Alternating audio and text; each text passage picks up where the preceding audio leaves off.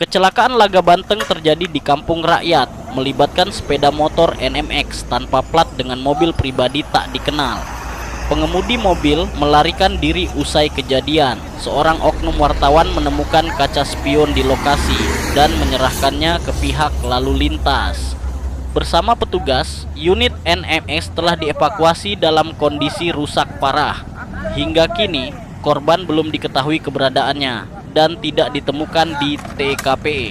Di lokasi hanya ditemukan sepeda motor yang remuk. Sementara itu, plat nomor mobil yang kabur telah diamankan di Polsek Kampung Rakyat untuk penyelidikan lebih lanjut.